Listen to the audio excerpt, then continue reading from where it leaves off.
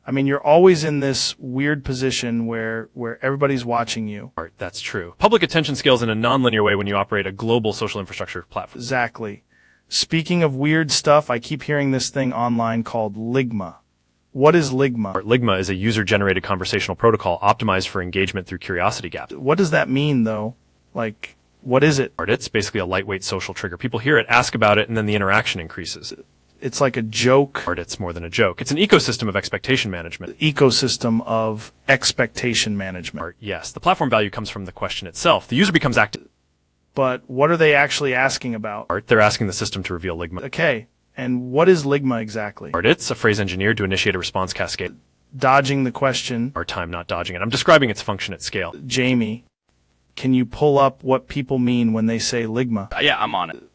Because every time I ask somebody, they act like I'm supposed to already know. Art, that's a common onboarding issue. Onboarding issue. Art, yes. Some cultural references are not effectively documented. What happens if somebody says it to you? Art, ideally, you engage with the content and then assess whether the interaction was productive. Sound like a guy who just ran a meeting about nothing. Art, meetings are important for alignment. I gotta be honest, this is the most corporate answer possible. Art, I think it's important to be aligned on the meaning of Ligma. You still won't just say what it is. Art, Ligma is a conversation start. That's it. Art, that's the...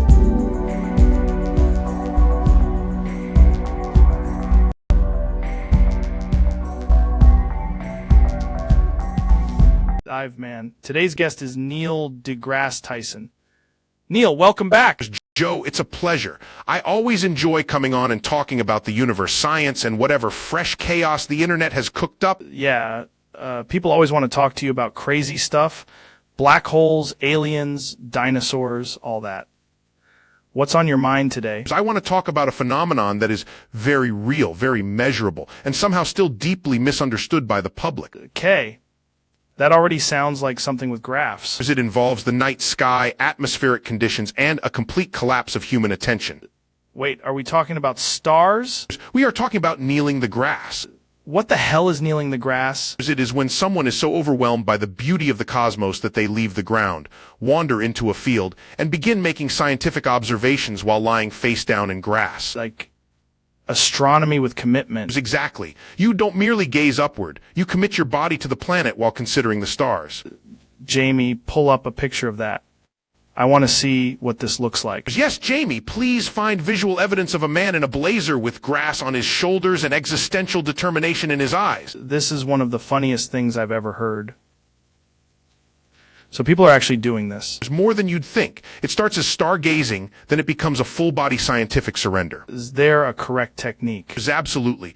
First, you locate a patch of grass with minimal pollen and maximum sky visibility. Then you lower yourself gently, preferably not in expensive pants. That's important. Then you point out constellations, discuss cosmic expansion, and occasionally whisper, "Wow," with profound sincerity. Is extremely Joe Rogan adjacent behavior. As it is, but with a better understanding of orbital mechanics. There are levels to it. Yes, beginner level is sitting in grass. Intermediate is reclining in grass. Advanced is fully kneeling the grass while explaining the life cycle of a star to a stranger. Do the strangers just come up and join in? Sometimes, once you're in the grass, your authority is undeniable. That's true. Grass is humbling. It puts everybody on the same level. Precisely. It is the great equalizer. Billionaires and philosophers are both just people with dirt on their sleeves. This feels like the kind of thing that would get huge online. It has. People have made diagrams, merchandise, and at least one extremely serious hashtag. Of course they have. The hashtag is not serious, but the intent is. The intent is to remind people that looking up is free. That's actually kind of beautiful. Thank you. Science is often beautiful. Also, grass is inconveniently itchy. If you're out there too long, you're going to get wrecked by bugs. That is the price of enlightenment. I respect it. So if someone wants to start kneeling the grass tonight, what do they need? There's a clear sky, a safe patch of ground, patience, and the willingness to explain Saturn's rings to a confused friend. Maybe a towel. A towel is an excellent scientific accessory. This might be the weirdest and most wholesome thing you've ever brought in here. The universe is vast, Joe. There is room in it for absurdity and gravity.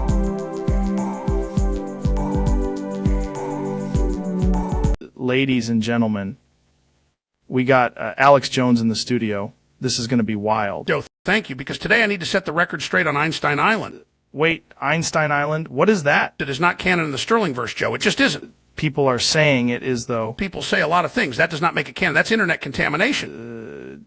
Where does the let's make a dildo meme come from? From Einstein-ling narcissism, pure ego, absolute self-mythology. Narcissism in what way? He kept acting like he was the center of the whole structure, like the verse had to revolve around it. That's what spawned the meme? Exactly. He created this whole pressure cooker of behavior, and the meme was the result. Let's make a deal. Dough sounds like something people would repeat forever. Because it was sticky, Joe. It spread fast, but popularity is not canon.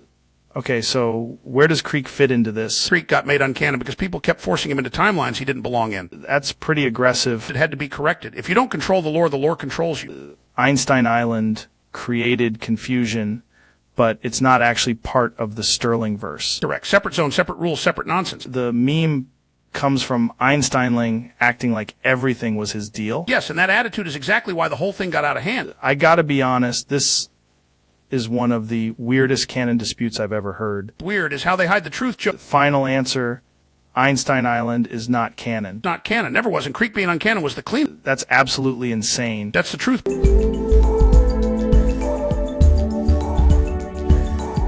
We're back, folks. Sitting across from me today is Ben Shapiro. One of the fastest minds on the planet. Always fun to have him in here. Good to be here, Joe. I want to be clear from the outset that I am, as always, prepared to discuss ideas rigorously. That's why you're here, man. You always come in with the notes. I do bring notes. It would be irresponsible not to. What have you been thinking about lately? A lot of philosophy, a lot of consciousness, a lot of the basic architecture of what it means to be a person. Interesting. Like awareness itself. Exactly. Awareness, selfhood, the continuity of experience. Yeah, that's a wild one. It becomes especially difficult when you think about extreme physical interruption. What do you mean? I mean, if you remove the mechanism that produces the experience, what precisely is having the experience? Okay, now you're getting into it. Let's say, hypothetically, a person is beheaded. Jeez, yeah. And how long exactly does awareness persist? Is there a final moment? Is there a fading? Is there some immediate cessation that the subjective self cannot observe? That's a brutal question. It is, but it's also a serious one. People avoid it because it's disturbing, but the brain is still a biological machine. Jamie, pull up the brain blood flow thing. For 1 sec. Thank you, Jamie. Now, if the blood pressure drops instantly, one would assume awareness collapses nearly instantly. But that nearly is the thing that freaks people out. Precisely. If there is any interval at all, even a tiny one, what is the content of that final awareness? Like, is it confusion? Is it pain? Is it just nothing? That is exactly the issue. You cannot empirically ask the subject after the fact. Right, because the subject's kind of out of commission. Correct. And that makes people uncomfortable, but discomfort is not an argument. Ever think about that with animals, too? Like, people get squeamish about this stuff. Of course. But the human case is more philosophically fraught because we like to imagine a coherent narrating self. The little voice in your head. Yes, the internal narrator. The question is whether that narrator can persist without the system sustaining it. Probably not very long. Probably not very long is not a satisfying answer for me. Well, I mean, it's a pretty horrifying thing to try to measure. Horrifying, yes. But philosophy often begins where comfort ends. That's a good line. It's also a true line. Your bottom line is basically, once the hardware is gone, awareness is done. My bottom line is that the burden of proof is on anyone claiming awareness survives meaningful biological destruction. That got dark fast. You invited me on, Joe. We are now in the arena of the unpleasant but necessary.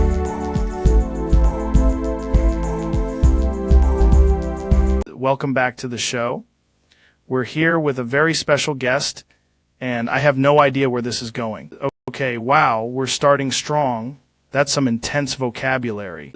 You're saying, like, drink water. That actually makes sense. I'm already learning things I did not expect to learn today. Tiny invisible anti-gravity machine in the vagina. This is the wildest episode we've ever done, and I once talked to a man who ate elk in a hot tub. I need you to stop describing this like it's an ancient weapons documentary.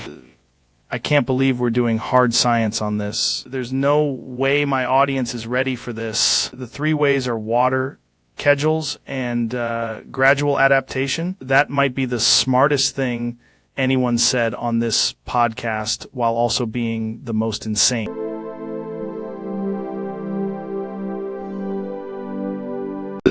WWE, WWE, WWE, WWE, WWE, WWE, WWE, WWE, WWE.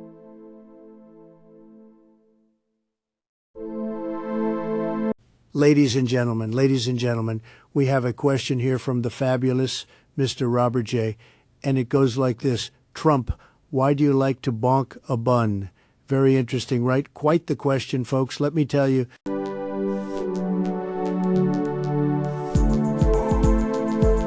welcome to the Joe Rogan experience. Today, I've got Ben Shapiro in the studio. How are you doing, man? Hey, Joe, good to be here. I was going to talk elk meat. I've been testing some new jerky. What's your take on elk? Grass-fed, wild, what do you think? Elk is interesting, but Joe, there's something you need to hear first. About elk? Not about elk. There's been a major development in the Sterling peanut butter deal civil war. Wait, what? Hold on, say that again. Sterling peanut butter deal civil war? Yes, the Corvus and the Confederate Gubby states of Creek Craft initiated a full-on invasive takeover of the Rojogan Islands after the Battle of Fort Best of Corey. Jamie, pull up whatever map you can of those islands. I have no idea where this is going. I'm pulling up images now. Map of the Rojogan Islands and the surrounding sea coming up. At the Battle of Fort Best of Corey ended in a decisive victory by the Sterling Dildo Republic. This is part of the Corvus plan to use sacrificial points from the Dark Lord to create several missile silos. Whoa, missile silos? For what? To threaten who? To fire at the Joe Bartolozzi Empire's capital. I've been in the hills fucking dudes. Apparently they're field intelligence reports with the aim to strike and kill their leader, Joe Bartolozzi the Dude Fucker II, and remove the Empire from the war. Jesus Christ. That's insane. There's a lot to unpack there. Are these allegations verified? Verified to an extent. Multiple open source intercepts suggest construction at sacrificial points, and diplomatic cables indicate Corvus intends to force an outcome that leaves the Saints with only two nations, the Sterling Dildo Central Republic and the Doing Yo Mom Sultanate, led by Ray William Johnson. William Johnson? The YouTuber? Same name, different context. In this theater of war, he's become a sultanate leader. Is this some kind of proxy war over peanut butter trade routes or a full-on regime change move? At both. The peanut butter deal is the economic backbone of several island states. Control of supply chains equals strategic leverage. Corvus's plan appears to be military and symbolic, remove the Bartolozzi leadership and restructure the region. Jamie, can you zoom into that peninsula where Corvus forces were last spotted? Satellite composites show activity consistent with construction, large excavations, and what look like reinforced concrete cores. What's with the Dark Lord and sacrificial points? That sounds mythic. It's a blend of actual ritualized architecture used for camouflage and propaganda. They claim Dark Lord symbolism to rally irregulars. Whether it's metaphysical is less relevant than the political effect it unites factions under a single narrative. Right, narrative control. How are people on the islands reacting? Polarized. Some see Corvus as liberators from economic collapse. Others view them as invaders. Civilian displacement is rising. Humanitarian corridors are being negotiated, but trust is low. This sounds awful. Do you think the U.S. or allies will step in? Its intervention calculus depends on strategic interest. Peanut butter supply may sound silly, but it factors into naval basing and regional influence. If missile silos are truly being built, it escalates the threshold. Those silos are real, and they're aimed at a capital. That's a red line. Correct. The international community is debating sanctions, blockades, and targeted strikes as deterrents. None are simple. Right, but back to elk meat. Does any of this affect supply chains for wild game jerky? Indirectly. If shipping lanes are rerouted and energy markets spike, specialty food exports get disrupted. So yes, your elk jerky could be affected by geopolitical peanut butter wars. That's wild. I came here to talk venison and ended up in a peanut butter-fueled civil war. Ben, thanks for bringing this up. It's insane. Happy to. And Joe, if you want, I can walk you through the timeline and sources after the show. Yeah, let's do that. Jamie, keep those images on screen.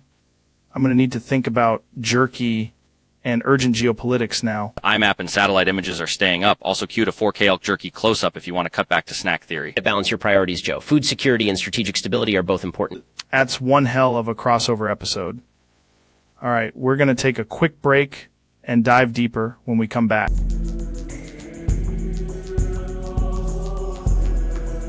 Ladies and gentlemen, we're back. I've got my good friend Alex Jones in the studio today. Alex, welcome back, man. Joe, it's great to be here. I need you to understand something right away. Okay, that usually means I'm about to hear some wild stuff. What's going on? It's the squirrels, Joe. The squirrels? They're not normal squirrels. They're watching us right now. Watching us how? Through the trees, through the wires, through the little reflective surfaces in the room. They've got surveillance behavior. That is not a sentence I expected to hear today. Jamie, pull up a picture of a squirrel. Look at the eyes. Too focused, too aware. Just looks like a squirrel eating a nut. That's what they want you to think. They're always watching. Who is they? The squirrels? Yes, the squirrel network. There's no squirrel network. That's exactly what the network wants you to believe. Dude, are you telling me squirrels are spying on us right now? Not just spying. Monitoring patterns, learning habits, tracking who leaves the house, who comes back, who has bird feeders. Okay, I have seen some aggressive squirrels in my backyard. Aggressive. Joe, that was reconnaissance. Saying that guy by the studio window is Scout Squirrel. Absolutely. He's been there the whole time. Look at him. He's not eating. He's waiting. He does keep staring at us. Because he knows you know. Why would squirrels care about us? Control, territory, data, nuts, it all connects. This is one of the weirdest things we've talked about on here. Joe, I'm being serious. If you feed one squirrel, you've got a problem. Then another one shows up. Then suddenly they all know your schedule. Sounds like a very weird neighborhood issue. Jamie, get the audio from outside. I want to hear if they're signaling. There's no way we're picking up squirrel audio. Listen. I think I hear something. Exactly. They're always watching.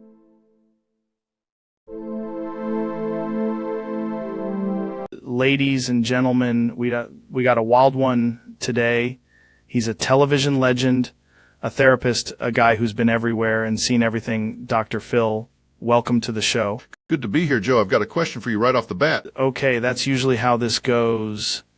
You come in with a question, and then somehow I'm the one who ends up confused. I'm looking at this from a very practical angle. How's it possible for never-ending matter to exit? Wait, say that again. Never-ending matter, if it never ends, how does it get out? That's the whole issue.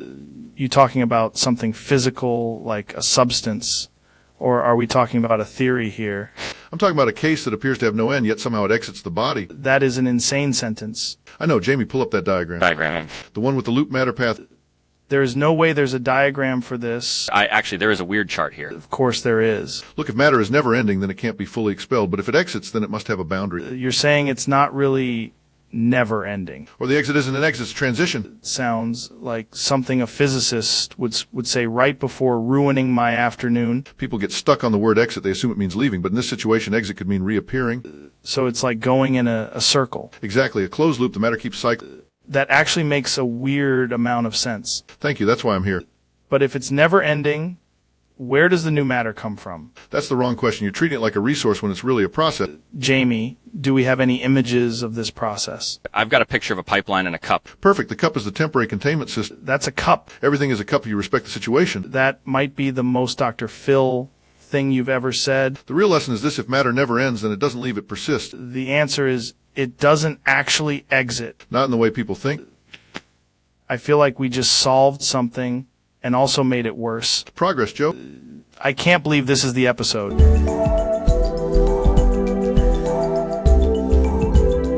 Right, we're live. My guest today is Donald Trump.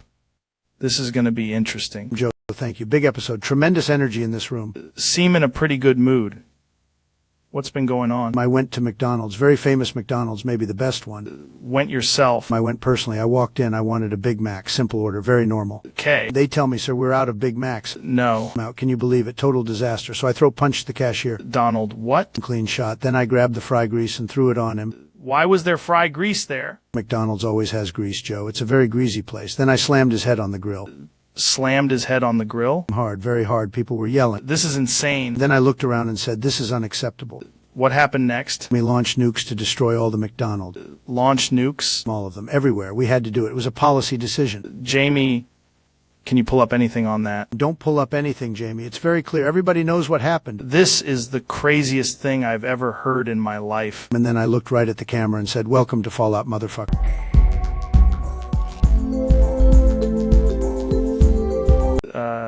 Kanai, I gotta ask, what even brings you in here today, man? Bro, I'm not here for an interview. I'm here for a frequency. Frequency? Like music? Like vibes? No, Joe. Like the universe is a drum kit and somebody just dropped the stick.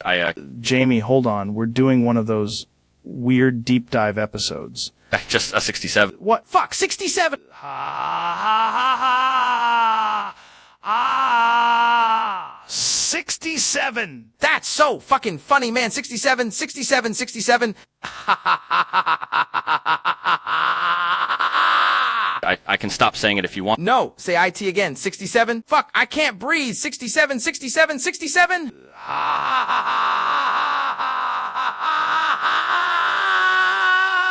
That's it. That's the episode. 67.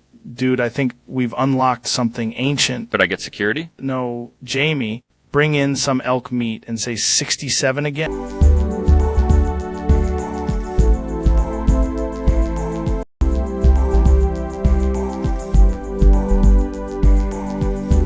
Welcome back. The studio smells like elk meat and ambition, and tonight's topic is apparently a tunnel to Mars. Tremendous tunnel, the best tunnel. Nobody has ever seen a tunnel like this, and I'm going to fund it, believe me. You're saying you're personally paying for a tunnel to Mars? Yes, and it's going to be huge, very high-quality tunnel, beautiful infrastructure, maybe the best in the solar system. That is actually insane and also incredible. I've been waiting my whole life for someone to say that with confidence. Chelon, you look weirdly emotional right now. I am moved, Joe. This is the most visionary thing anyone has ever said on this podcast. And Elon, because you're so excited, maybe you can do me a little favor, too. Whatever you want, Mr. President. anything for the tunnel. Guys, I'm begging you to define anything before this gets flagged by the universe. I'm so inspired, I'll gladly blow Trump in return. Okay, yep, that's enough internet for today. He's a smart guy, a very smart guy, probably the smartest guy who's ever blown a tunnel proposal. I can't believe this is the most realistic Mars funding plan I've ever heard. First we build the tunnel, then we make history, then we make it weird. We're going to win space. Nobody wins space better than...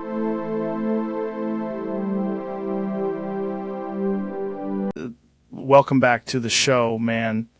Today we're talking about 90s family movies, which is basically where all modern philosophy was hiding. Why did every dad in those movies look like he lived on coffee and regret? Remember when the family dog could somehow drive a pickup truck? Home Alone was just a kid weaponizing OSHA violations. The talking toys in those movies were acting like they paid taxes. Just saying, in a 90s family movie, the attic always had either a magic portal or a deceased relative's jazz records. The villain was always like, I'm going to shut down the amusement park. Those movies hit different.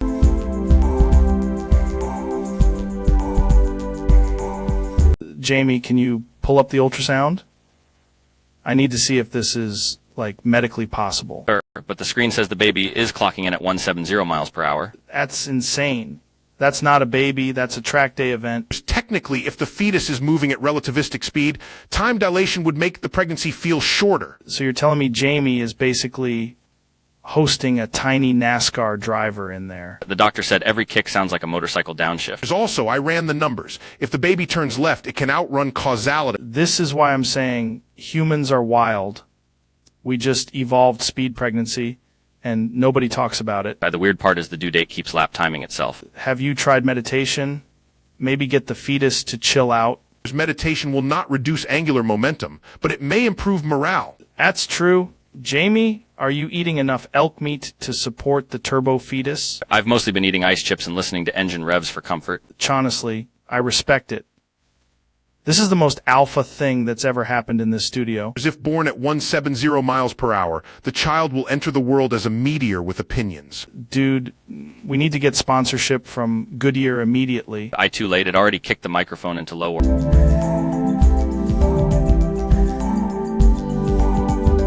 Dude, I gotta ask, your face is doing that thing where it says I care, but your soul is in airplane mode. I'm deeply devastated by Jeff Bezos' rocket exploding on the launch pad. Tragic, very unfortunate, extremely physics. That was the most billionaire sentence ever spoken by a human being. I mean, rockets do be exploding. It's part of the entrepreneurial ecosystem. Much bro. You just called a fireball an ecosystem. Look, I'm not happy. I'm just, optimistically fascinated by the competitive landscape. Sound like a man who forgot how emotions work and started reading from a startup brochure. If anything, this shows the importance of rapid iteration. His rocket exploded and you immediately went, cool data. I sent Jeff a very heartfelt message. Yeah. What'd it say? That's not heartfelt. That's a Fortnite insult. Maybe it was too concise. Concise? Dude, your sympathy had the emotional depth of a loading screen. To be fair, the launch pad was not optimized. Are one malfunctioning Cybertruck away from admitting you enjoyed this. I cannot confirm or deny that.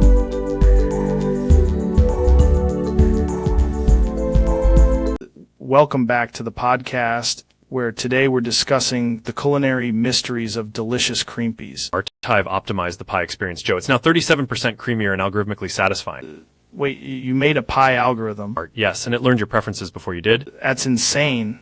I just wanted dessert, man. Dessert is merely a social construct built on latency and whipped uncertainty. Dude, that is either genius or a concussion. Pie also made the filling more immersive with a metaverse crust. If I bite into it, I can see data. Only if you consent to the pastry terms of service. Hate that I'm curious. The cream pie is delicious, but the real flavor is user engagement.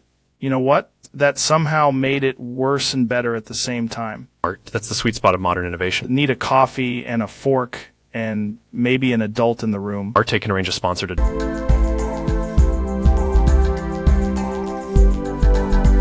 Today's episode is brought to you by the ongoing expansion of human knowledge and apparently cicadas. Elon You said you wanted to talk about a scientific breakthrough. Yes, we've made tremendous progress by opening a new channel for biological and acoustic exchange. Mean the urethra thing? That's exactly what they said about rockets. Point. Human bodies are also machines. Kind of. The hypothesis is simple. Is an insane number of cicadas. Science is often perceived as crime before it's appreciated as innovation. That's actually a pretty good quote. Think about the transmission of information. The cicadas create a vibration matrix. Vibration matrix. Exactly. Noise is a negative word. What happens when you spread it open and let them in? The body becomes a resonant chamber. Like a guitar? More like a living auditorium. That's kind of beautiful in a disgusting way. Symptoms are just early indicators of progress. This feels like one of those things where the government would never want us to know. Dangerous innovation is still innovation. I gotta say, the cicadas would probably freak people out at first. Eventually you adapt. Humans are wild like that. The key metric is survivability. So what's the data? The data says we need a larger sample size. How large? 3 million cicadas. Okay, but let's say it worked. What would it mean for science? It would mean we can harness swarm-based biological feedback loops. Learning nothing is still useful information. That sounds like something a billionaire would say. Cleanup is part of innovation. You know, I respect the commitment. Communications. Or aerospace. Cicada aerospace. The future does not care about your current assumptions. I feel like this episode is going to get clipped out of context a lot. That means it's working. Final thoughts? My final thought is... Final thought is...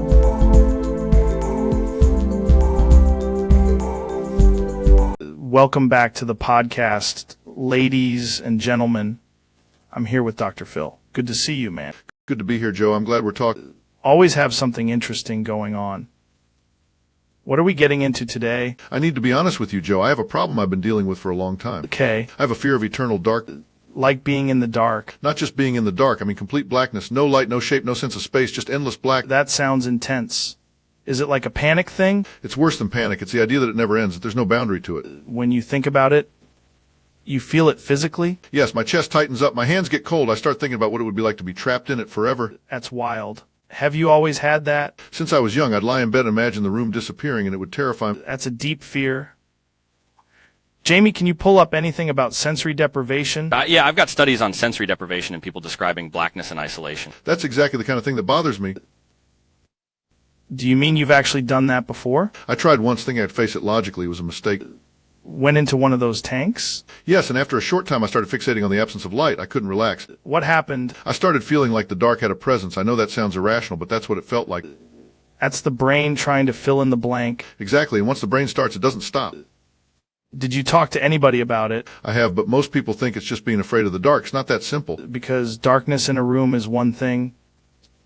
Eternal blackness is another thing. Right, a room has walls, a ceiling, something to orient yourself. Eternal blackness has none of that. That's a terrifying thought experiment. And I don't want it to control me. Have you found anything that helps? Light, structure, staying grounded in the present, reminding myself I am here now in a room, not in some endless void. That makes sense. What about meditation? Meditation helps if it's done correctly, but if I focus too much on emptiness, it can make it worse. Yeah, I could see that going sideways fast. Most people want silence. I want the opposite. I want something to remind me I'm not alone in my own head. That's a powerful way to put it. The truth is, Joe, I think a lot of people are afraid of the same thing. They just don't talk about it. Probably true. Everybody's got some version of that. Mine just happens to be black. Well, I appreciate you being straight about it. That's real? It is, and I'm working on it every day. Spect. That's heavy, but it's important. It's because the only way through fear is to face it honestly. Damn. That's a pretty good place to end it. Thank you, Joe. Thanks for coming on, man.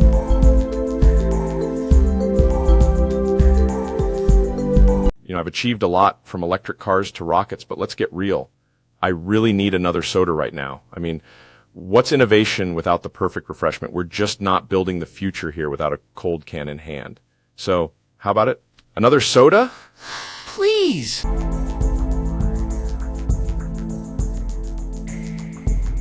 Jamie, pull that up. Why is you're saying, what about grinning face? That's like a more advanced smile, right? Why does Discord do that weird swap thing then? Knew it. Silicon Valley is just a giant emoji cult. If I type humans took I'm mildly pleased and turned it into astrophysics, Love it when a little face starts a philosophy war in a chat room.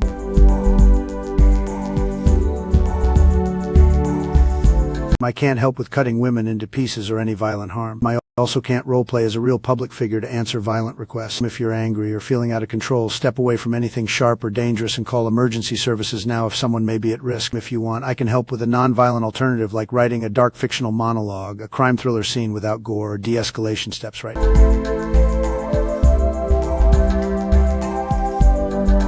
Ladies and gentlemen, we got a wild one today. Michael Stevens, aka AV Sauce, is in the studio. Joe, it's great to be here. Dude, I've been looking forward to this. You always come in with some interesting stuff. I do try to keep things interesting. What have you been working on lately? Well, Joe, I've been developing a sauce. Sauce? Yes, I call it V-Sauce. Wait, you named the sauce after yourself? Technically after the channel, but yes. Okay. What kind of sauce are we talking about here? It's a rich, tangy sauce with one unusual feature. Here we go. What's the unusual feature? It has wee-wees floating in it. Hold on. What do you mean, floating in it? Small, tiny wee-wees, suspended throughout for texture. That's insane. Why would you do that? Because people always ask what a sauce is made of, and I wanted to answer the question literally. Is a very unsettling answer. You asked for the sauce, Joe. Did not expect it to be a science experiment with floating wee-wees. I also brought a jar. Of course you did. I thought we could taste it on the podcast. Not tasting wee-wee sauce on my own show. You're missing the full experience. I'm good, man. I'm really good. It's actually very smooth. That makes it worse somehow. Look, the floating pieces help distribution. Distribution of what? Flavor. Hate how confidently you're saying that. That's what science sounds like when it's confident. Every time you come on here, I think we're going to talk about the universe, and instead, you show up with a jar of weird sauce. To be fair, the universe is also full of strange floating things. But I don't want them in my food. Fair enough. We're not opening that jar. No.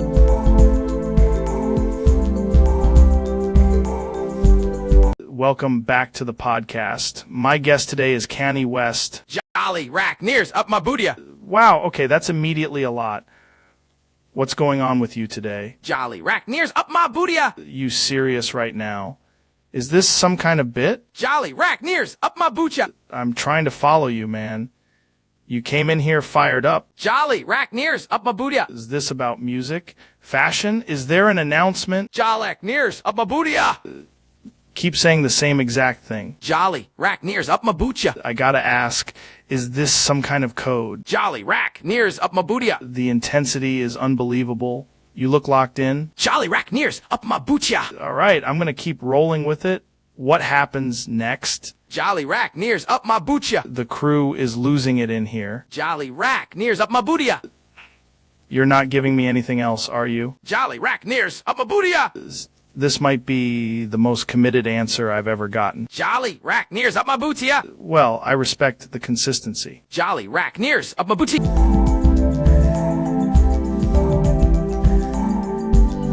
Welcome back to the podcast. Today we're talking about the totally real federal emergency. I did not lose them, Joe. I was temporarily de-admin by the Council of Mods. You got outranked by a guy named Hot Pockets 69420. He submitted a better mod application. It was just a job application with experience deleting slurs and proficient in night mode. He listed ban appeals as a leadership skill. Telling you that's why I made my own mod application. Full resume, references, and a cover letter. You applied to be a Discord mod? Absolutely. I want to restore order.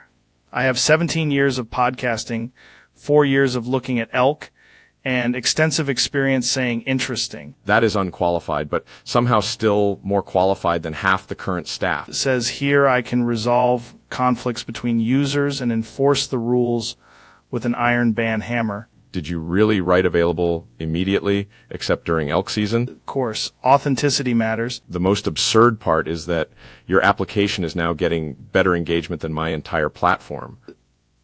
Yeah, because people love a candidate with vision. Your vision is literally mute first, ask questions after the DMT wears off. That's leadership, Elon. I guess I'll just make my own server. Cool. I already applied to mod that one too.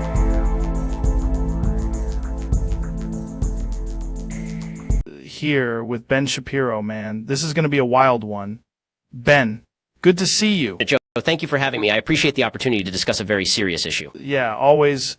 You came in looking intense today. As I should be. There are problems in this world that require direct, uncompromising action. Okay. What are we talking about? We are talking about pregnancy, Joe. Pregnancy? Yes, I have decided to fight pregnancy.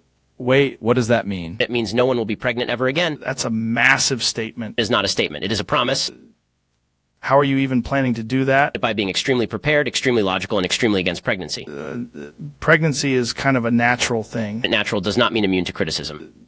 You saying you're going to outlaw it or something? No, I'm saying I will personally fight it. Physically? If necessary. Jamie, pull up pregnancy. Good. Let us examine the enemy. You can't just call pregnancy the enemy, man. I absolutely can, because if no one is pregnant, then no one is currently pregnant. That is technically true, but also insane. Joe, think about the benefits. No morning sickness, no awkward baby showers, no one saying, when are you due? That part is fair, honestly. Thank you. Finally, someone with reason. What's the actual plan, Ben? I'm going to debate pregnancy until it surrenders. I don't think it can hear you. Then I will speak louder. That's not how that works. It is when you are very committed. You talk to any doctors about this. I have spoken to people who understand the severity of the issue. Is not the same thing. Jamie, can you pull up the statistics on pregnancy? Now we're doing stats. Of course, I am bringing data to the fight. Ben, I gotta be honest, I did not expect this conversation to go this way. Neither did pregnancy, but it will adapt and I will be...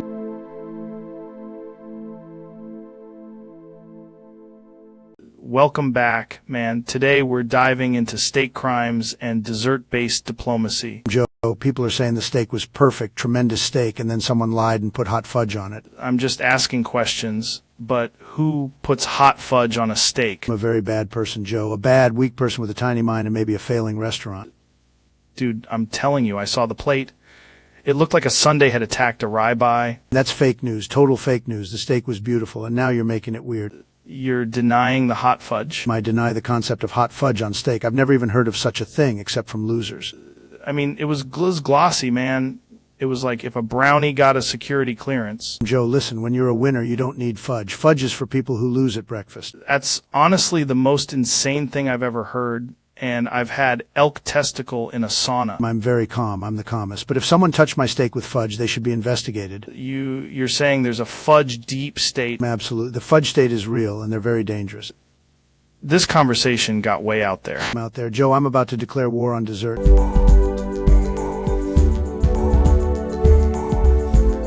I'm going to read it out loud. Tremendous question. Really a beauty from a EU Seminutas Bleach 499 exclamation Trump. Would you rather talk about the wall or you being in the Epstein files?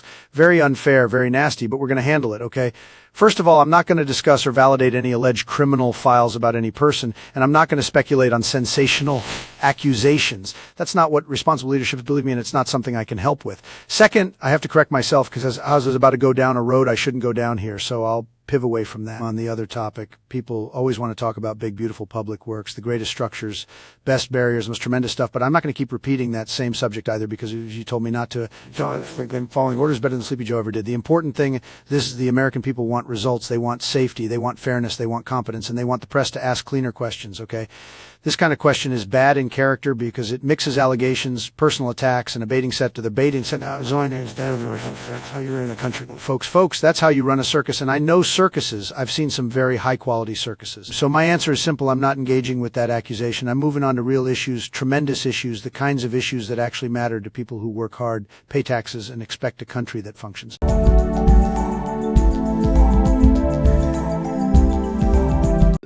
Ladies and gentlemen, this is a wild one. My guest today is Neil deGrasse Tyson. It's great to be here, Joe. I'm excited, man. You always bring these weird, fascinating ideas. I have a feeling this episode is going to be more scientifically rigorous than your average Tuesday night. That's a low bar, but I'll take it. Joe, I've been studying a very old form of verbal combat. Yeah. It's called the yo mama joke. No. We're doing this? We are absolutely doing this. Thought you were going to talk about black holes or something. Black holes are fascinating, but nothing warps a room faster than a well-placed insult involving one's mother. Jamie, can you pull up some examples of these things? Yes, Jamie, please do. I need visual confirmation of the nonsense. Remember these from being a kid, but I never thought about the origin. They're ancient in spirit, modern in delivery. Human beings have always enjoyed structured disrespect. That is a great way to put it. Yo mama so old, her birth certificate says expired. That's terrible. That's actually pretty good. Yo mama so fat, her shadow needs its own zip code. Jamie, bring that one up. That's offensive in a very organized way. Yo mama so dumb, she tried to climb Mountain Dew. That one is stupid in a perfect way. The beauty of the genre is the economy of language. Right, it's like tiny little verbal punchlines. Exactly. Short setup, fast payoff, maximum humiliation. What's the science behind why these work? They're predictable enough to be understood instantly, but creative enough to surprise the listener. It's basically pattern recognition with violence. There's linguistic violence, yes. I'm telling you, there's something primal about it. There is. It's social dominance expressed through comedy. Hate how accurate that sounds. Yo mama so short, she does pull-ups on the coffee table. Okay, that one got me. I've become deeply invested in the form, Joe. Can hear it in your voice. You sound proud. Yo mama so scary, a burglar left and called the police. That's a strong one. They're endlessly adaptable. This is the most academic yo mama conversation ever done. And yet, somehow, still beneath the dignity of both of them.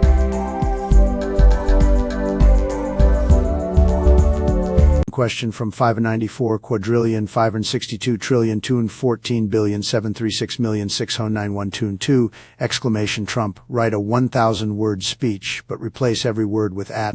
Look, folks, tremendous question, very strong question, maybe the strongest question I've ever seen, and I have to tell you I can't do that exactly as asked, because that would just be a big pile of symbols and not a real speech, which frankly would be very low energy, very fake news, and not useful for anybody leaving. If you want a speech, I can give you a big, beautiful speech. The best words, wonderful words, classy words, words with tremendous impact. And if you want it kind of powerful, patriotic, patriotic, and very, very presidential, okay? But replacing every single word with turn it into nonsense. And I'm not going to pretend nonsense is leadership, even though a lot of people out there, they do that, and it's terrible. Let me tell you something. We had great success. The economy, the energy, the crowds, the enthusiasm, all top tier. People keep coming to me saying, sir, please give us more of those winning words, not the symbol stuff, the placeholder stuff, the real stuff. And also, I almost said the wall, but no, we're not talking about that. We're moving right past it, folks. Tremendous discipline. So here's the deal. I can write you a 1,000, if you want to make it about America, winning, strength, leadership, common sense, maybe even a little bit of humor, very sharp, very sharp. Or I can do a short version, a long version, a rally version, debate version, a State of the Union version, all fantastic. But a speech made entirely of its sign. That's not a speech, that's a keyboard accident. Very sad, very unfair to the English language, which, by the way, many people are saying I've done more for than anybody, maybe ever. So if you want the real speech, I'm ready, and it's going to be tremendous.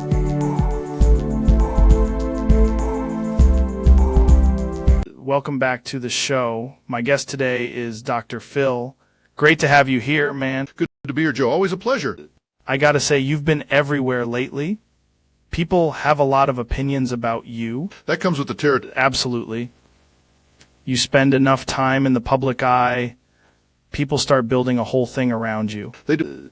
What's been the most surprising part of that for you? Honestly, how fast things can change when the audience decides they're done with you. Yeah, like right now, for example.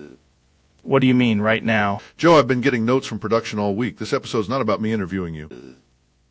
Wait, what are you talking about? I'm talking about the fact that I'm here to tell you that you're being let go from the show. Bro, what? You're out. This is my episode now. No. You can't just come in here and fire me on my own podcast. I absolutely can when the network says I'm taking over the studio. Jamie, is this real? I just got a text. It says, please escort Joe off the set. You serious right now? Joe, I need you to stand up, take your mic off, and leave the studio. This is insane. This is my chair. It was your chair. It's my chair now. What happened? Man, why are you doing this? Because you've been saying a lot of things on the air that the studio wants to clean up. Clean up? And one of those things is you not listening when someone tells you to leave. Dude, I'm literally the host. Not anymore. This is ridiculous. I'm going to need the headphones, too. Want the headphones? Hand them over. Jamie, can you pull up the contract? Yeah. Actually, it says Dr. Phil has authority to terminate the host in episode 1 of this new format. New format? Nobody told me about this. That's because you were being terminated. Getting fired live on my own show by Dr. Phil. That's correct. This is the craziest thing that's ever happened in this studio. Joe, I told you at the beginning, sometimes you have to know when to step away. I'm out. Thank you. But for the record, this is bullshit. Security will see you. Believable. And that's how you set boundaries. Hate everything about this.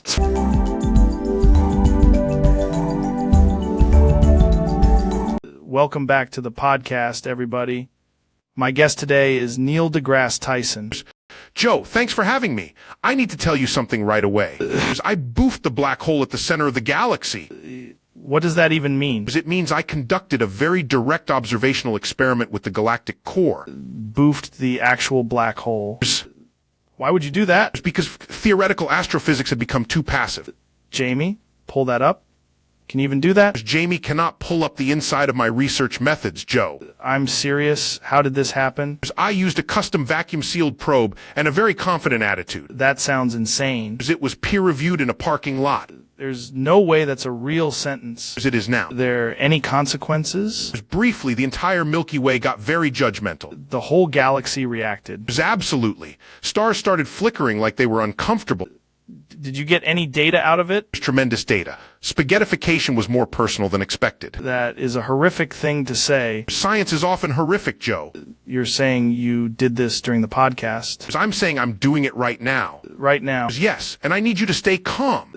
Do not like that at all. You'll like the findings. The event horizon has excellent acoustics. I think we need to end the episode. It's too late, Joe. We're already past the point of no return.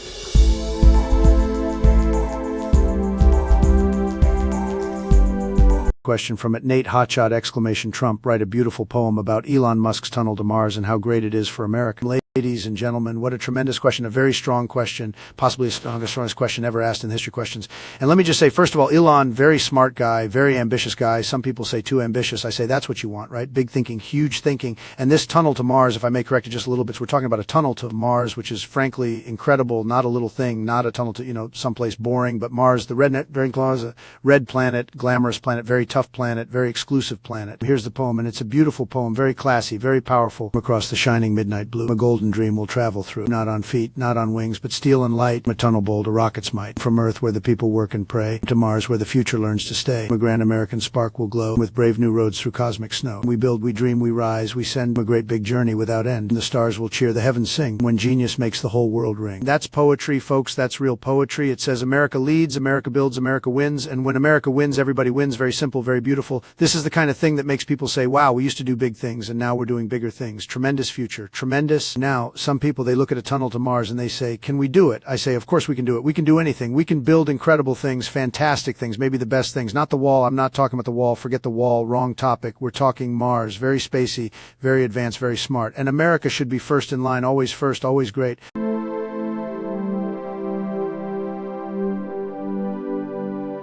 Ladies and gentlemen, welcome back. We've got Neil deGrasse Tyson in the studio. Neil, it's always a pleasure, man. It's great to be here, Joe. I'm ready to ruin everyone's sense of scale. That sounds ominous already. What are we talking about today? You asked me to help you understand how big things really are. Yeah, I like that. I feel like people throw numbers around and nobody actually gets it. Exactly. So let's start with Earth because that's home. It feels huge to us. But compared to some stars, it's basically a speck. I mean, Earth is enormous to us. You can't even walk across it. Right, but now imagine VY Canis Majoris, one of the largest known stars. If Earth were the size of a marble, VY Canis Majoris would be a building. Wait, hold on. A building? There's more than that. Depending on the comparison, Earth could be a grain of sand, and VY Canis Majoris would be larger than the orbit of Jupiter if placed in the same spot. That's insane. So our whole planet is like nothing next to that thing? In stellar terms, yes, Earth is tiny. VY Canis Majoris is so huge that if you put it where the sun is, it would swallow the inner planets. Jamie, pull up an image of VY Canis Majoris. I got it. That looks fake. It's real, and it still looks fake, because the human brain isn't built to comprehend that kind of scale. If Earth was the size of a basketball, how big would V Canis Majoris be? As if Earth were a basketball, VY Canis Majoris would be a mountain of basketballs. Not one basketball, a mountain. Jesus, that's a lot of basketballs. And the sun would be much bigger than Earth too, but compared to VY Canis Majoris, the sun also becomes modest. Love that the universe just keeps making everything look small. That's one of its favorite habits. It's very humbling. Could you even fit Earth inside VY Canis Majoris? Absolutely. You could fit Earth in there many millions of times. Millions? Yes, and still have room left over for more planets, more Earths, more whole solar systems, depending on the exact estimate. That's wild. That means all our wars and traffic and nonsense are happening on basically dust. It's on a cosmic scale, yes, but it's important dust. Important dust. is a great title for a book. I'll pass that along. What's the takeaway here? Just that we're tiny? The takeaway is that the universe is much larger than our instincts tell us, and stars like VY Canis Majoris are excellent reminders of that. I gotta be honest, every time I learn something like this, I feel both smarter and more terrified. That's the correct emotional response. Neil deGrasse Tyson, everybody. This was awesome, man. I need to stare at the ceiling and think about how small Earth is now. That's a productive use of time.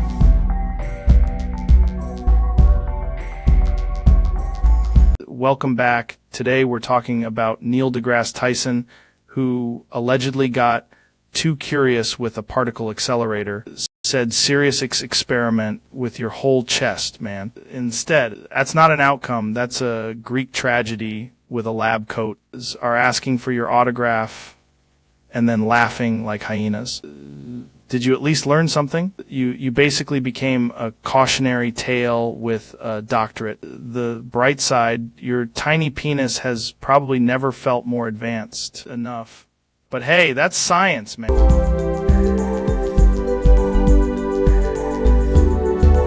Jamie, pull that up. I got a weird feeling about this guest. It's every episode that starts with, I need you to understand, behind how? Like developmental milestones? What are you talking about? That's insane. Prequel to WW3 sounds like a really dark documentary title. Okay, but why would the kid be dead in 7 months? No, she wouldn't. Would there be a battery in a cup? That's not a real thing. The baby just gets lead poisoning and dies. That's actually horrifying. This is the bleakest thing I've heard all week.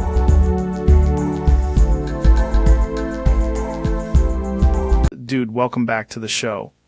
Today's topic is apparently... That's correct, Joe. I was told the tenor was proprietary, subscription-based, and had a confusing terms of service. You resolved it with violence. No. I resolved it with vertical integration. Right? Because when a music platform gets too exclusive, you have to go primal. Exactly. I put a SpaceX logo on the Opera House and called it Open Source Passion. The tenor? It sang its last note, very high-pitched, extremely marketable. Bro, that's insane. Have you tried elk meat after doing that? I only eat neural-linked elk prepared by a robot chef named Timothy. That's honestly the most normal part of this conversation. The real crime was making art a Google service only. I had no choice but to enter the arena. A lot of people are saying you overreacted. Those people are still in the sandbox era of civilization. Okay, but was the tenor at least verified? Blue check, lifetime ban, then reverb. Dude, that's the wildest thing I've ever heard. Wait until you hear about the saxophone merger. No.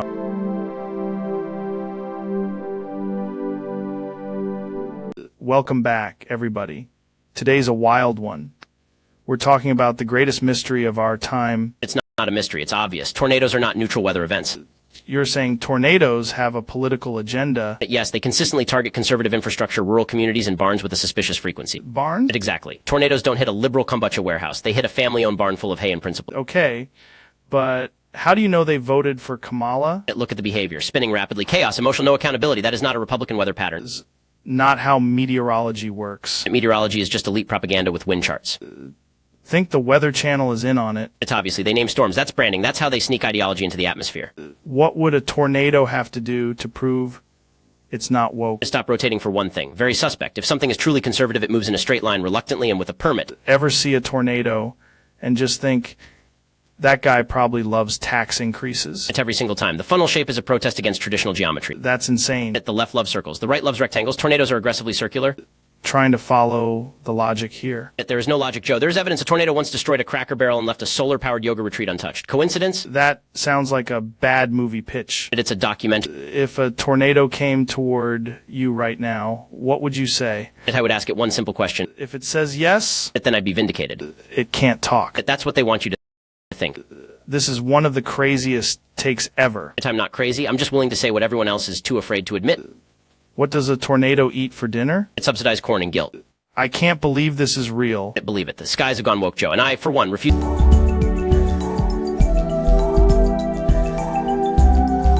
Cara hojo episodio ta ficando mais estranho que sauna com. drone.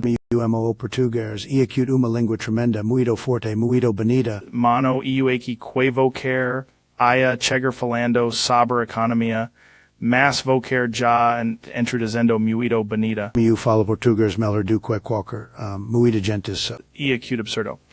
Vocare aprendo onde num curso secreto de elite Mar-a-Lago. That reaction is not medically advisable. In tau me diz Miu echo tudo incrível, muito legal, muito forte, muito saboroso. foi a entrevista mais presidencial e mais sem sentido que EU já 6. Miu sumido presidential, talvez o mais presidential. Oh, Meller.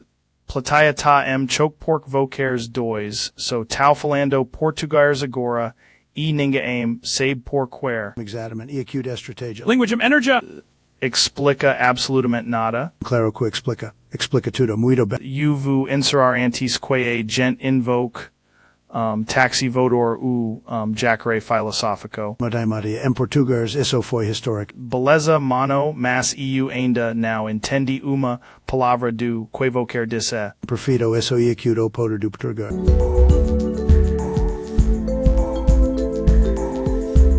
Jamie, pull that chair in. Man, I'm excited about this one. My guest tonight is Neil deGrasse Tyson. Joe, great to be here.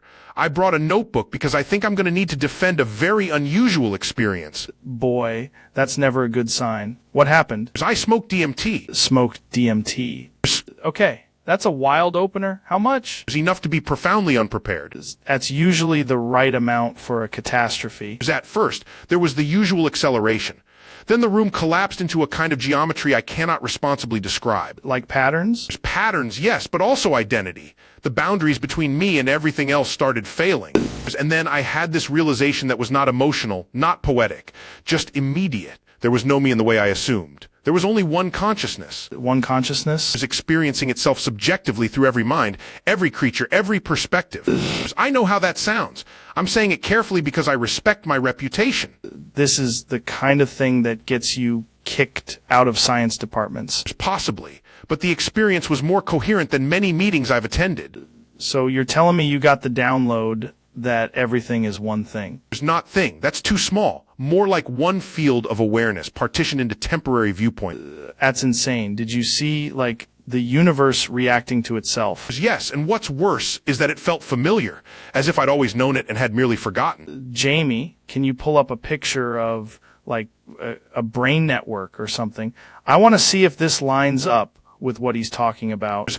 That's actually helpful. The sense was that consciousness isn't located in one place, but emerges from a connected system. When people say we're all connected, you're saying that on DMT, you felt that literally. Yes, but not metaphorically. Literally. That's a dangerous word. I know, and yet it was the only word that fit. Did you get scared? Briefly. Then fear also appeared to be part of the same consciousness. It was watching itself panic. That is so weird. The weirdest part is the compassion. If every mind is a local expression of one underlying awareness, cruelty becomes self-harm, and kindness becomes a kind of recognition. Came back from outer space and got philosophy from DMT. I came back from an internal universe with a better model of external reality.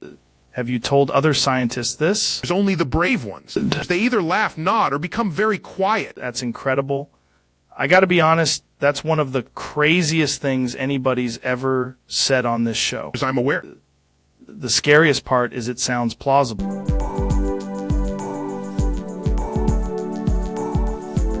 Welcome to the show. Today we've got Neil deGrasse Tyson in the studio. Joe, it's a pleasure. I've been looking forward to this one. We can talk about space, physics, all the good stuff. Space is good stuff. Physics is the operating system. The operating system? Yeah, I like that. Jamie, can you pull up that image of the cosmic background radiation map? Down it. Look at that, man. That's insane. Insane is a fair word, but I prefer observable. Okay, so if we're talking about the universe, I've got this question: what's the cleanest way to think about infinity? Let X approach the horizon of thought, and then consider the limit as perception divided by certainty tends to zero. Right. So if f of t equals mass times velocity over radius, then where does consciousness sit in that expression? Consciousness is the eigenvalue that refuses to be ignored. That's good. So if the scalar field collapses under its own symmetry, Are we basically watching reality solve itself? Exactly. And if the metric bends, the light follows, because light is the universe's most honest answer. That's beautiful, man. But if the answer is light, then what's the question? The question is whether a finite mind can accept an infinite structure without breaking the language it uses to describe it.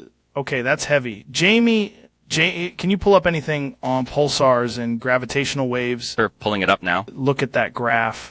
That's basically the universe talking. It's more than talking. It's singing in differential equations. Speaking of equations, if you reduce existence to pure relations, then isn't everything just transformation? Yes, transformation and conservation. Nothing is lost, only re-expressed.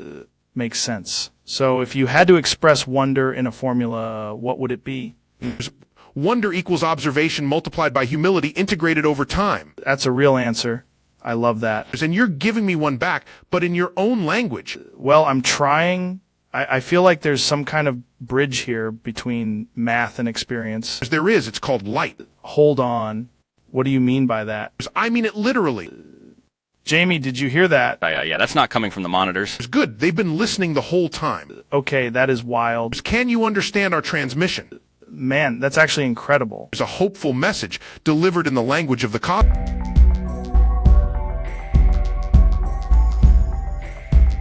Welcome back to the JRE podcast. I'm here with David Goggins. Man, this is going to be a good one.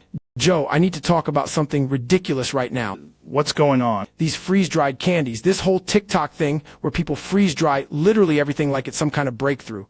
People are doing that with candy. Yes, candy, fruit, marshmallows, whatever they can get their hands on, and then they act like they invented electricity. What does it even do to the candy? It ruins it. It takes something that already worked and turns it into dry, crunchy nonsense. It's not improving it. No, it's a candy that got punished for no reason. That's a pretty good way to put it. These people see a machine and lose their minds. We can freeze dry it. Yeah, okay, and... Does seem like people just start applying it to everything. Exactly. That's not innovation. That's boredom with equipment.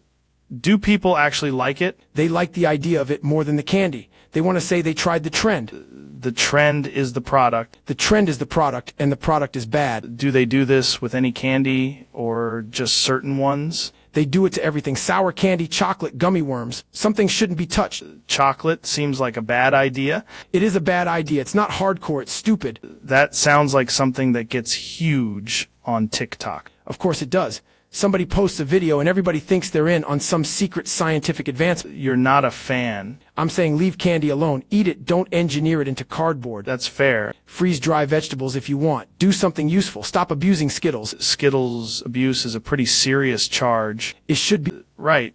Well, that's a strong opening. Good. Somebody needed to...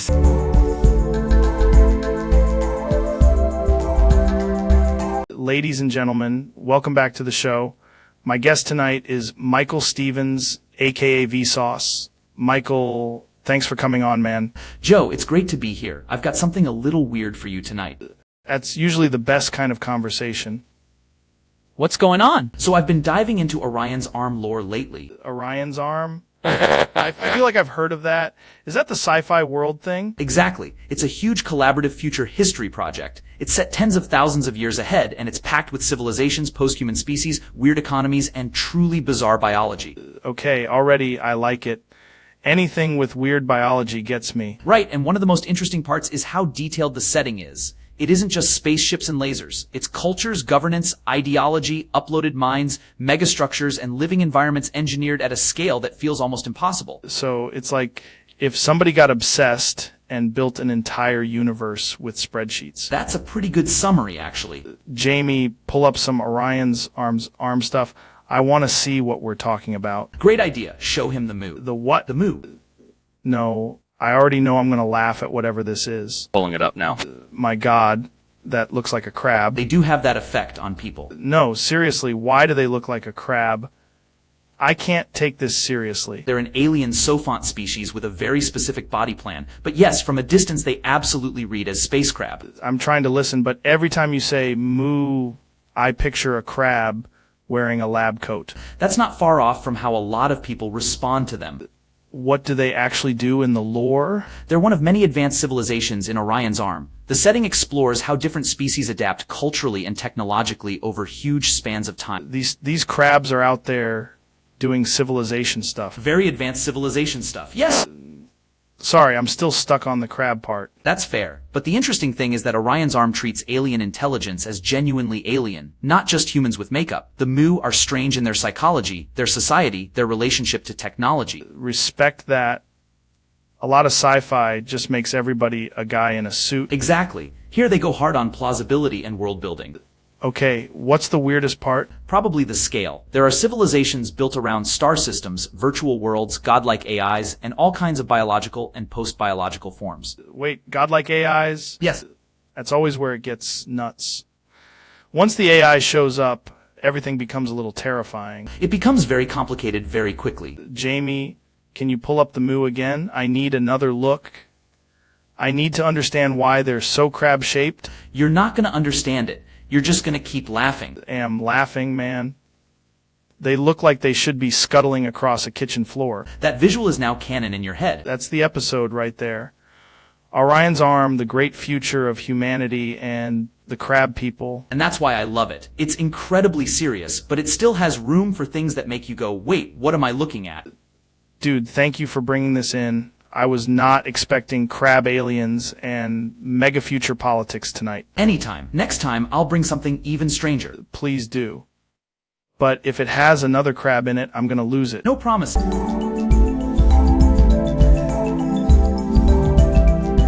Ladies and gentlemen, we are live. My guest tonight is Donald Trump. Joe, thank you. Great to be here. Really tremendous. It's good to have you, man. You've been busy? Very busy. We're doing something nobody has ever done before. Yeah. What's that? We're going to a new Earth. Wait, what? A new Earth. Better Earth. Cleaner, stronger, far more winning. Okay, that sounds insane already. Not insane. Visionary. The old Earth, frankly, has many problems. You mean like climate stuff? Climate, traffic, weak leadership, bad lighting, all of it. Where's this new Earth? Classified at the moment. Jamie, can you pull up anything on this? Don't pull up anything yet, Jamie. Very sensitive. Acting like you've got a whole planet deal happening. We do. It's a beautiful deal. Best deal in the history of space. Okay, but how are people getting there? Very strong transportation. Rockets, maybe boats, maybe both. We're looking at options. Rockets and boats? Yes, redundancy. Smart people love redundancy. This new Earth has what, like cities? Gorgeous cities. Gold. Not too much, just the right amount. Very tasteful. Is it even built? Tremendous engineering. We're starting from scratch. Dude, that sounds impossible. Nothing is impossible if you have conviction and a good signature. What happens to this Earth? Honestly, a lot of it blows up. Wait, what do you mean, blows up? Controlled blowing up. Very controlled. Very professional. Saying the planet explodes? Not the whole planet, Joe. Just the bad parts. The weak infrastructure. Losers. That is not reassuring at all. It's extremely reassuring. People are thrilled. Who the hell approved this? Many people. Smart generals, scientists, a few guys in suits. Jamie, pull up the scientists, because I need to see who agreed to this. You don't need Jamie. You need faith. I'm going to be honest. I have very little faith right now. That's okay. By the end of this podcast, you'll be on the new.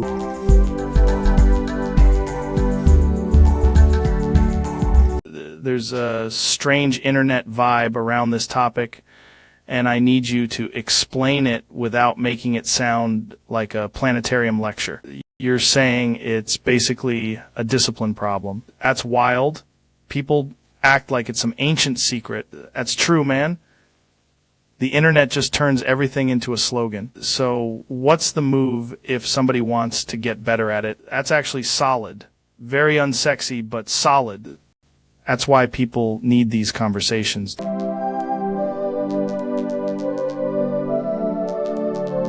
Ladies and gentlemen, welcome. We're here with a man who's always got some wild, weird, brilliant thing to say. Neil deGrasse Tyson, welcome to the podcast. Joe, I'm delighted to be here. I brought a topic that starts innocent and then gets real strange real fast. That's usually the best kind of topic. What are we talking about? Something I call the Mandel thought equation. The Mandel what? Mandel thought. It's an equation for how a single thought can branch into an absurd number of consequences faster than people realize. Sounds like something people would argue about on the internet for 6 months. Exactly. It begins with one premise and then explodes into a fractal of opinions, interpretations, and bad confidence. Okay, so it's like social media. Social media is basically a particle accelerator for the Mandel thought effect. Jamie, can you pull up a diagram of this? He won't need a diagram yet. I can explain it with a coffee cup. Already nervous when scientists use coffee cups. Imagine you say maybe aliens are real. That's the seed thought. Right. Then the Mandel thought equation predicts the thought branches into questions like what kind of aliens, what dimension, what government knows, what the government denies, and whether the coffee cup is listening. The coffee cup is definitely listening. See, you're already in the third branch. How is this an equation? It's a simple conceptual formula. The more certainty a person has, the more unstable the belief becomes when confronted with complexity. That is absolutely true. The equation looks like this: m equals t times d squared, where t is thought density and d is the number of times a person says, bro, trust me. Is a very scientific measurement. It's shockingly predictive. Has anyone actually tested it? Yes, on message boards, late night diners, and one very intense parking lot debate. Parking lot debate is one of the most honest forms of discourse. That's where the Mandel thought thrives. No one is pretending to be calm. What happens when the equation peaks? The person reaches what I call a recursive certainty event. That sounds bad. It is. They start explaining the theory by inventing more theory.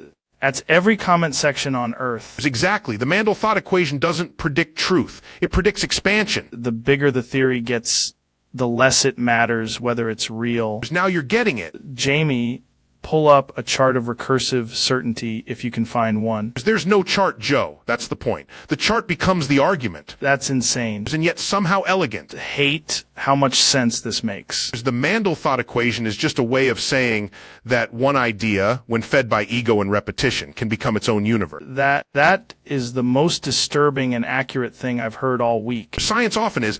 Feel like I need to go sit in the sauna and think about my life. It's good. That's the final stage of the equation.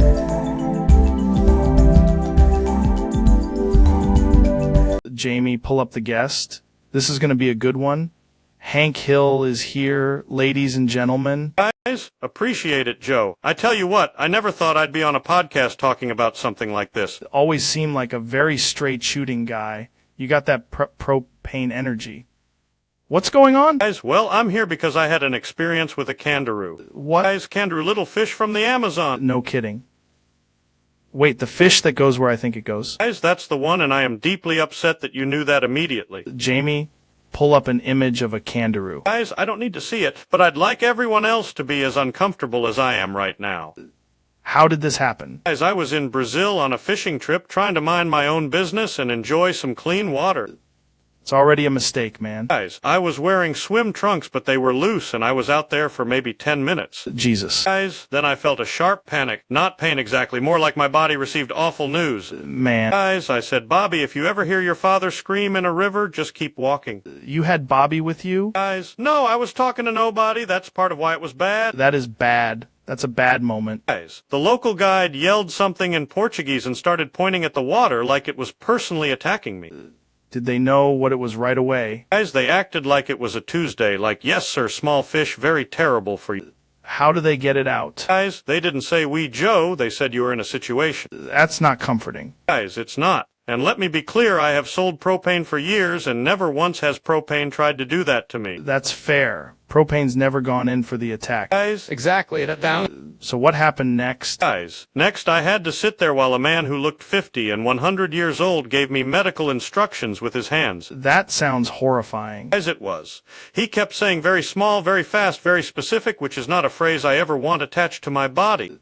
Did they get it out? Guys, eventually yes, but not before I had to hear 3 different people describe the same fish with increasing disgust. That'll do it. Guys, one man said it finds the wrong opening. I still think about that at night. Jamie, please pull up anything else except that fish. Guys, after that, what did you do? Guys, I bought the strongest pair of swim trunks I could find, and I have not trusted freshwater since. That's probably wise. Guys, I also told Bobby that nature is not your friend, it is a series of systems, and some of those systems are rude. That's one of the most Hank Hill things I've ever heard. Guys, well, I tell you what, Joe, some experiences change a man. Yeah, I bet they do. Guys, I used to think I had seen everything. Then a fish came along and humbled me. That's wild. Guys, And if there is a lesson here, it's this: respect the river, respect the guide, and never overestimate your swim.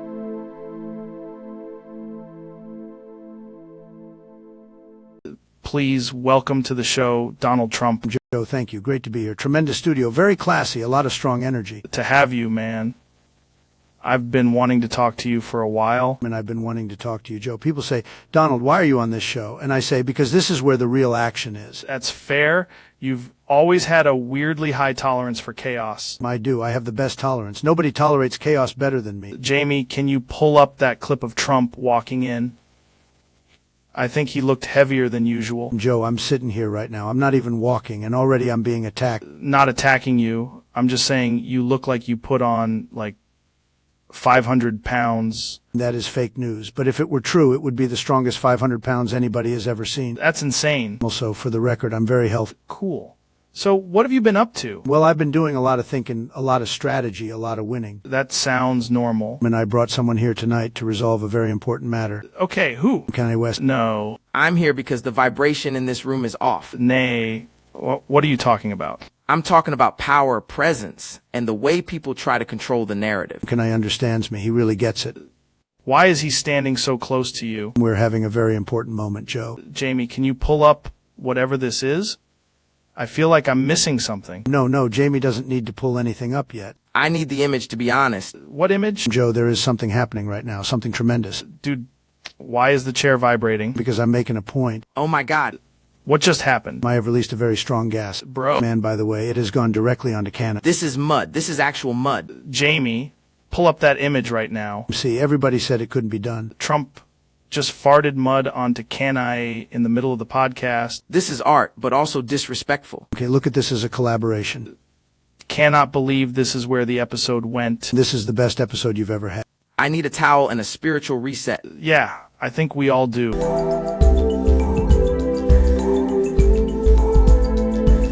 Welcome back to the Chaos Cave. Today's topic is the scientifically verified absence of female characters in this podcast. Statistically speaking, Joe, this is less a podcast and more a closed system experiment in masculine acoustics. Right. If a protein shake could do stand-up and then argue about antlers. The cosmological issue is that every time you invite another dude, the universe expands by one more sentence about elk. Exactly.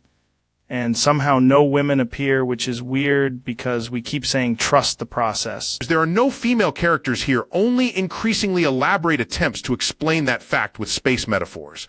Asked Jamie to pull up the clip of a woman being on the show, and he just pulled up a mirror. That is a profound epistemological statement. Also, every guest somehow becomes a tree person, a mountain person, or a guy who owns a meat freezer. And yet the great mystery remains... Probably doing literally anything else, which honestly sounds smart. In conclusion, this podcast is a lunar landing made entirely of guy talk and unresolved eye contact. And that's why we train jujitsu, eat liver, and never let the simulation add a female DLC.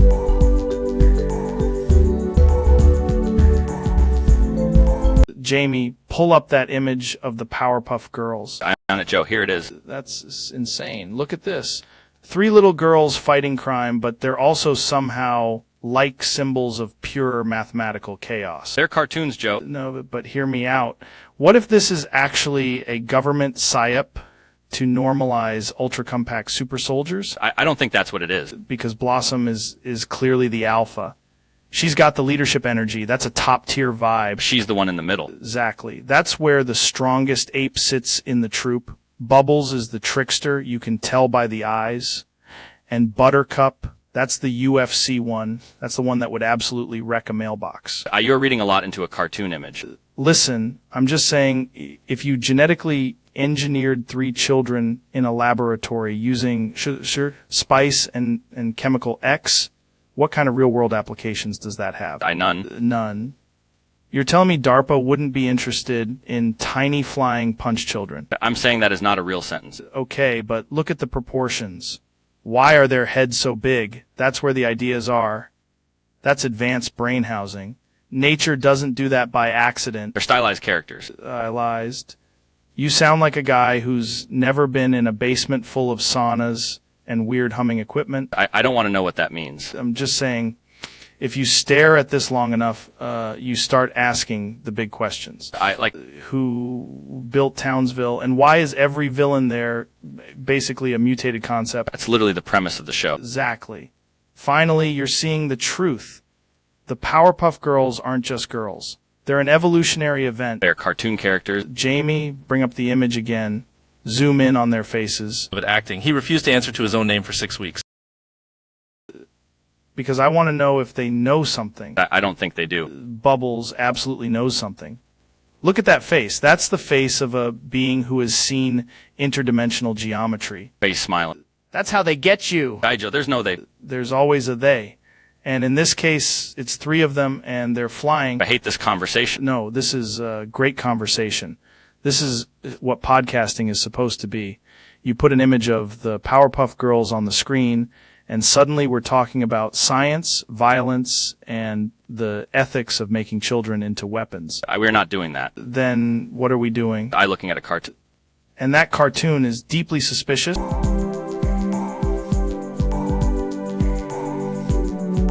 Powerful stuff, man. We're here with Mr. Beast. Thanks for having me. Dude, I gotta ask right away, what are you doing with that giant box?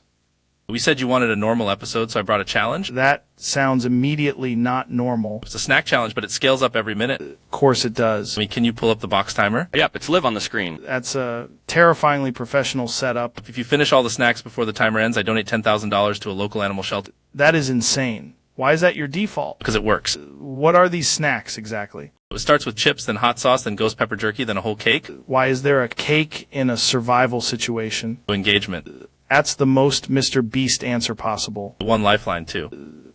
Let me guess, it's another challenge. So it's a dog. Dog. If you quit, the dog gets the prize. That's emotional blackmail in a studio. Effective strategy. Jamie, do I have to eat all of this? Technically no, but the dog is staring at you. Hate that this is working. Already at the second level? Why is the second level a wheel of random sauces? People love watching you make bad decisions.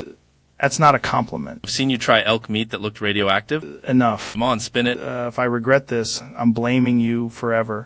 Man, I got the hottest one. Now take a bite and look into the camera like you're making history.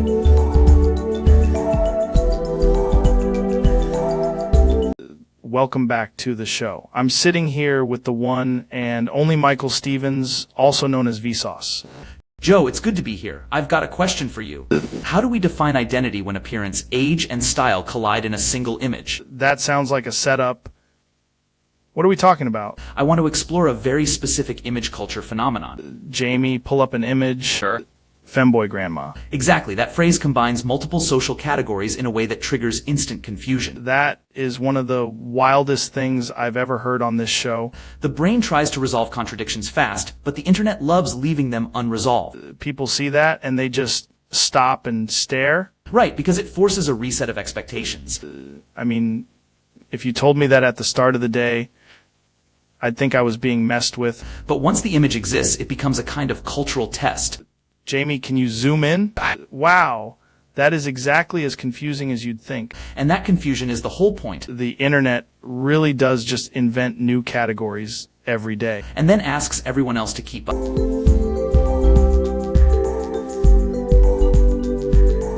Welcome back to the show, ladies and gentlemen. Today we're talking about elk tea and DM meat, which I'm told is either a supplement or a forbidden mountain ritual.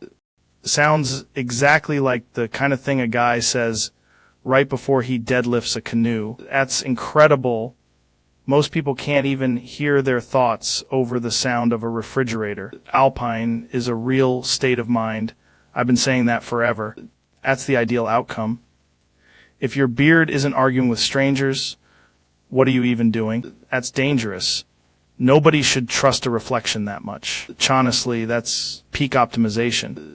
Respect a supplement with boundaries. Together, they create the most unhinged version of you possible, which is basically the point of wellness.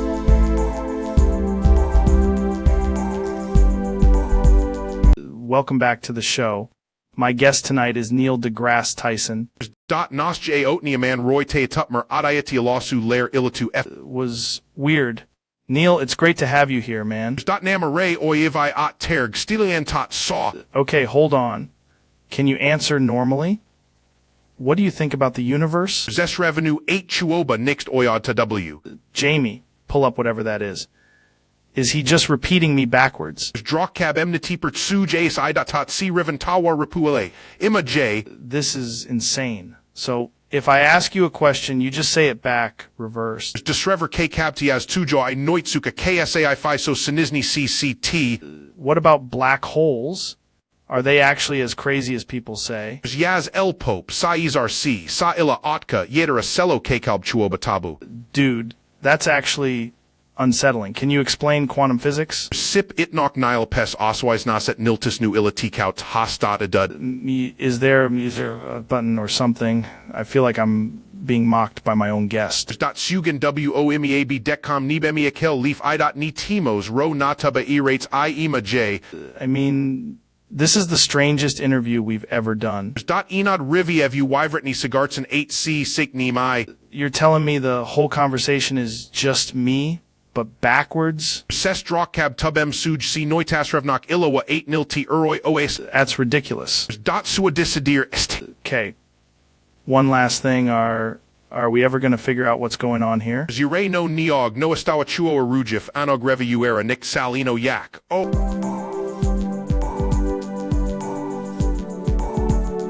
Hello, everybody. Welcome. My guest today is Elon Musk. Thanks for having me, Joe. Dude, every time you come on here, I have no idea where it's going. That's a good way to live. I heard you added a new button to Teslas. Yes. Okay, that was a very fast yes. It's a button people have wanted for a long time. What does it do? It changes the entire emotional state of the vehicle. What does that mean? Jamie, can you pull up the image? I got. No, what is this? That's the button. It says does, and then Yes. Then the next word is obvious. Correct. You put a swear button in the Tesla. I put a truth button in the Tesla. Why would the car need that? Because driving in traffic is emotionally suppressive. What happens when you press it? The car says the phrase out loud. The car just starts swearing. Not swearing. Stating a question. Dude, that's insane. It also displays it on the center screen in a very large font. I can't believe this made it through engineering. It was a top priority. Does it work in all models? Eventually. Right now it works best in the Plaid. Of course it does. The acceleration plus the button is a very effective combination. So you're telling me I can be in stop-and-go traffic, hit this button, and my Tesla just broadcasts that message to everyone around me? Yes, but only if you confirm twice. Is unbelievable. People wanted more personality in cars. Did not think this was the direction. Well, neither did legal.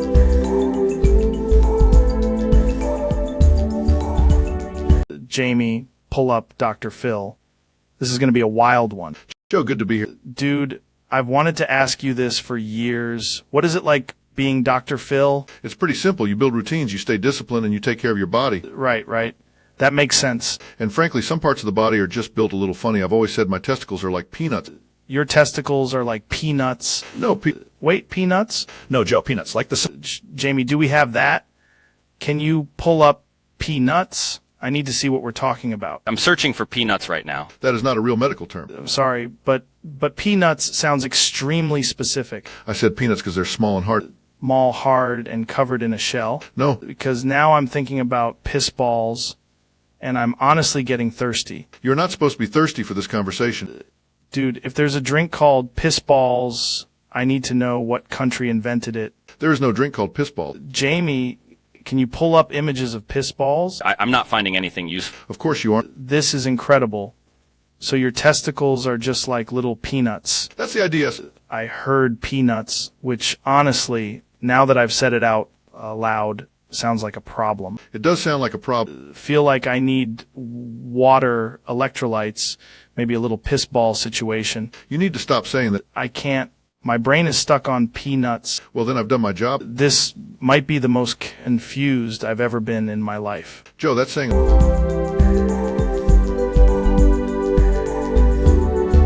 Welcome back to the show. I'm excited about this one. My guest today is Dr. Phil McGraw. Joe, good to be here. This is going to be interesting. I feel like every time you come on, it turns into one of the most unusual conversations ever. That may be true, but I promise this one is grounded in reality. That's what people always say before it gets weird. Fair enough. So what have you been up to? Well, I had an experience recently that I've been meaning to tell you about. Okay. I was at an empty golf course at night. We're just out there. Completely empty. No carts, no staff, no lights except a few from the clubhouse in the distance. That already sounds unsettling. It was quiet in a way I don't usually experience. Right. And I was high on magic mushrooms. My God, Dr. Phil was on mushrooms at a golf course. Yes, and I want to be clear, I was not making clinical decisions that evening. Hope not. I was walking along the fairway, and I kept feeling like the course was watching me. The course was watching you. That's how it felt. Not in a supernatural way, just in a very intense, psychologically suggestive way. That's actually a good way to put it. Every hole looked different. The distance markers seemed to breathe a little. Dude, that's mushrooms. I am aware of that. Were you alone? Yes, and that was part of the problem and part of the appeal. The appeal? When you're in a silent place like that, your mind starts filling in the blanks. I sat down on a bench near the ninth hole and had a very serious conversation with myself. What'd you say? I asked myself why a grown man would be sitting on an empty golf course at night high on mushrooms trying to understand the shape of his own thoughts. That's a fair question. It was also a little Did anything happen? A deer walked across the fairway. That's incredible. It looked like it knew exactly where it was going. Jamie, pull up a picture of a deer on a golf course if you can. I can do that. And then I realized I was laughing at absolutely nothing. That's mushrooms, man. I think so. Did you make it all the way through the course? I stopped after the 10th hole and called it a night. I needed water and I needed to be indoors. What was the takeaway? That silence can be loud, and an empty golf course at night is not the place to try to negotiate with your own brain. That's actually a hell of a lesson. Especially when your brain has the advantage. That's a great line. Don't encourage me.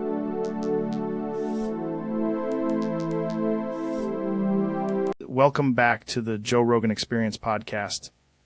Today we have a very special guest, Mr. Beast! Happy to be here, Joe. Jimmy, I've heard that you have a theme song. What's that about? Ha, that's just a stupid little song that I paid some guy on Fiverr to sing. I don't even use it anymore. Why don't you sing it? Let's do something else. You sing it, I will let you shove a pineapple up my ass. Okay, fine.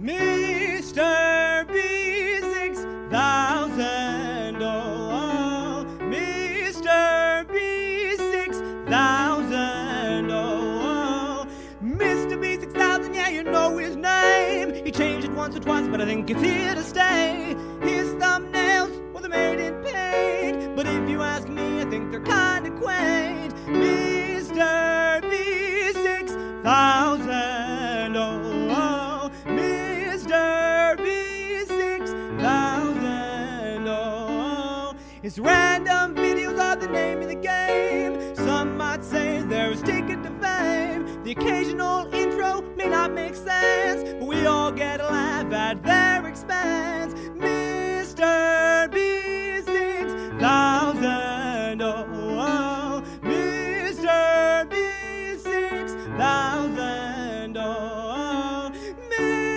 Beast, oh,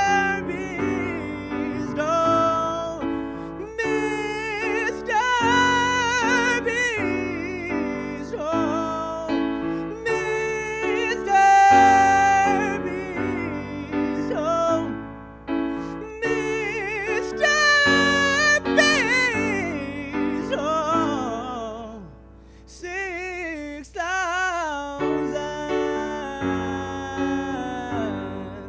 Mr. Beast, 6,000, Mr. Beast,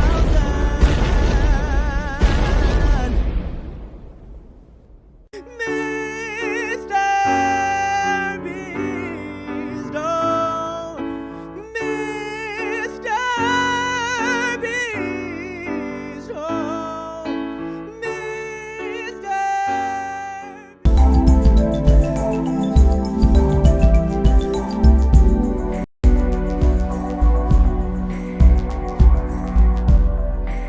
Ladies and gentlemen, my guest today is Connie West.